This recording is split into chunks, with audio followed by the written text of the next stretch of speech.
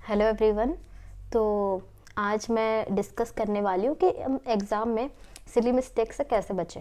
देखो, ये तो सभी को पता है कि 2024 मेंस से जो लोग आउट हुए हैं तो मोस्टली वो सिली मिस्टेक की वजह से हुए हैं। मेरा भी ये फर्स्ट मेंस था, तो मैं भी सिली मिस्टेक से ही बाहर हुई हूँ।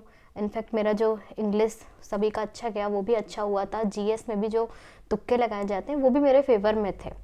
और बस दिक्कत मेरी जो सेक्शन ए में मैंने मिस्टेक कर दी है, सिली मिस्टेक, मतलब ऐसे क्वेश्चन होते हैं आपने कई बार देखे होते हैं और कई बार आप उन्हें लगा भी चुके होते हैं, लेकिन जब आप एग्ज़ाम दे रहे होते हो तो अपना माइंड कैसे धोखा दे जाता है या पता नहीं क्या हो जाता है। मैं एक मैथ का क्वेश्चन था, वो मैंने कई बार सॉल्व कर रखा था और एक्चुअली जो गलत आंसर दिया होता है वो भी ऑप्शन में होता है, तो उसकी वजह से ना चीज़ें समझ नहीं आती और इतनी जल्दी होती है कि एक बार से दूसरी बार देखने का एग्ज़ाम में इतना टाइम नहीं मिलता है किसी को, तो वो तुरंत ही हम उससे क्लिक करके आगे बढ़ जाते हैं। और कुछ है जिसमें हमारा आंसर ना निकले, उन क्वेश्चन को तो फिर भी हम रिव्यू के लिए रख लेते हैं और अपना बाद में आंसर ले आते हैं।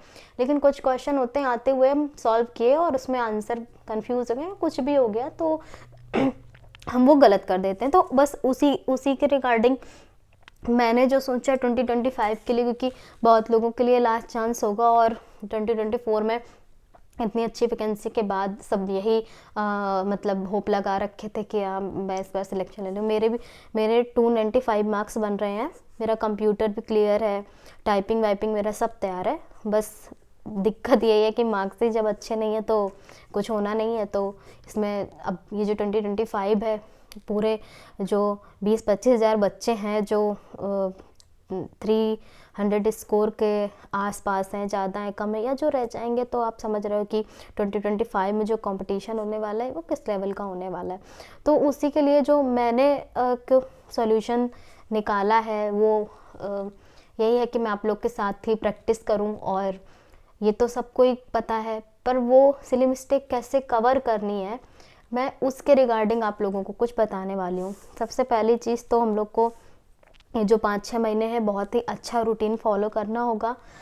मेरे कहने का मतलब एक कंटिन्यूटी बना के रखनी होगी। 5 से 6 घंटे भी पढ़ो या 6 से 7, जिसका जितना हो पाता है उतना, पर एक कंटिन्यूटी बनानी होगी, अपना रूटीन सही करना होगा। और सबसे इम्पॉर्टेंट चीज़ मेडिटेशन। बड़े से बड़ा टारगेट अगर आपको अचीव करना है कुछ, तो मेडिटेशन उसके लिए अच्छा है, क्योंकि कई बार हम डिमोटिवेट होते हैं, कई मॉक देते हैं उसकी वजह से डिमोटिवेट हो जाते हैं, या बहुत सारी चीज़ें हैं, थोड़ा बहुत डिस्टर्ब तो इंसान होता ही है घर पे फैमिली की वजह से या किसी भी वजह से, वो सारी चीज़ें। तो इसके लिए मेडिटेशन आपको डेली फॉलो करना है। मैं 30 मिनट मेडिटेशन मैं कर लेती हूँ, लेकिन मुझे ये है कि 30 से ये मुझे 1 आवर तक ले जाना है। तो वो आपका अपना अपना, आप शुरुआत 15 मिनट 20 मिनट ऐसे से कर सकते हैं। और PYQ की प्रैक्टिस वो भी हम करेंगे। और मैंने अभी देखो एसएससी का डिमांड क्या है, या तो आपके पास रोकड़ा हो तो आप दे के सिलेक्शन ले लो, ठीक है, या आप इतना आपके पहुँच हो और जगह, ठीक है। ये सब तो होता ही है, कुछ ना कुछ एलिमेंट तो ऐसे होते ही हैं जो इस तरह से आते हैं, आप समझ रहे होगे। बाकी उनको पता नहीं आइंस्टाइन माइंड चाहिए कि क्या क्वेश्चन का लेवल वो इतना ईजी रख रहे हैं, और सिली मिस्टेक करना अब हो ही जाती एग्ज़ाम में।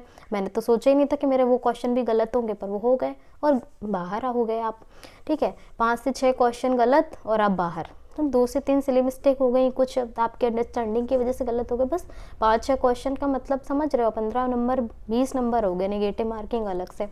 तो वही सारी चीज़ें हैं। तो अब या तो हम किस तरह का मतलब माइंड लेके जाएं एग्ज़ाम में, इतना प्रेशर होता है, तो अब कुछ इसका सॉल्यूशन तो है नहीं, कंपटीशन है वो तो रहना ही है, तो हमें करना क्या है, ठीक है। तो अब मैंने एक वीडियो डाला था इससे पहले, एक छोटा सा वीडियो था, तो इसके आगे हम आज करेंगे क्वेश्चन।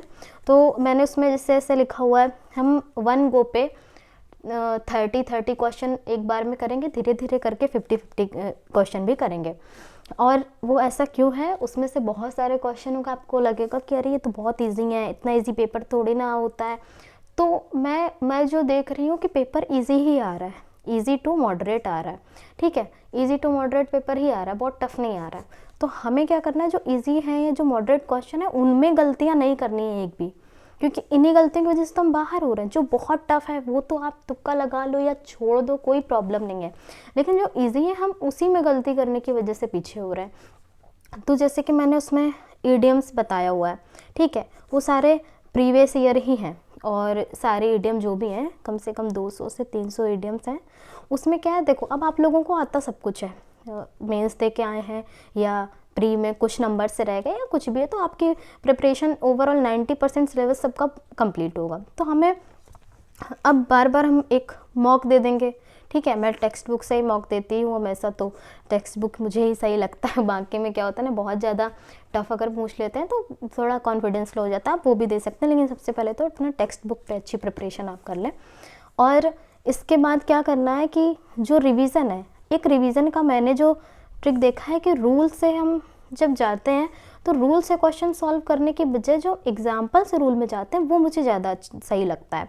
मतलब जैसे आपको ने नाउन चैप्टर पढ़ रखा है, आपको पूरा आता है, आपने रूल पढ़ लिए, हाँ इधर ये ऐसे होता है, कैटल के ये है, प्लूरल है, या कुछ भी जो भी आपने पढ़ रखा है पूरा, ठीक है, वो तो छोटी छोटी चीज़ें आपको आ जाएंगी। लेकिन जब आप 50 क्वेश्चन एक सेट सॉल्व कर लोगे तो जो आपको रूल नहीं आया या आपने बहुत दिनों से उसको रिवीजन नहीं किया, अब रूल तो बहुत सारे हैं, मैथ में भी ना जाने कितने टाइप हैं या बहुत सारी चीज़ें हैं, सारी चीज़ें नहीं रिवीजन हो पाती हैं।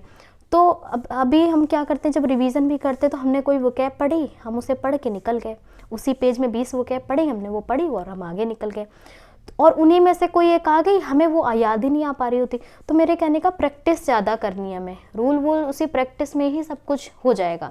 जितनी ज़्यादा हम प्रैक्टिस करेंगे वो रूल अपने आप ही हमें याद हो जाएंगे। जैसे मैथ्स में होता है, हम फॉर्मूले बाद में याद, हम क्वेश्चन इतने ज़्यादा लगा लेते हैं कि हमें फॉर्मूले याद हो जाते हैं। ट्रिग्नोमेट्री के 12th में या स्कूल में आपने इतने क्वेश्चन लगा लिए होंगे कि आपको वो सारे याद हैं। आप जब रूल से जाओगे, आप फॉर्मूले याद करने पे जाओगे, फिर क्वेश्चन लगाओगे, उससे ज़्यादा मुझे लगता है क्वेश्चन बार बार लगाओ, बीच में फॉर्मूले यूज़ होते हैं, वो याद हो जाते हैं। इसी तरह से जैसे हम इंग्लिश में डेली 50 क्वेश्चन लगाएंगे प्रीवियस ईयर, भले वो कितने भी हमें ईजी लगे या कुछ, जब वो हमारे सबकॉन्शियस माइंड में चले जाएंगे ना, जैसे है ना सबकॉन्शियस माइंड में जो चीज़ हो जाती है वो हमारी गलत होने के चांस कम होते हैं, ठीक है।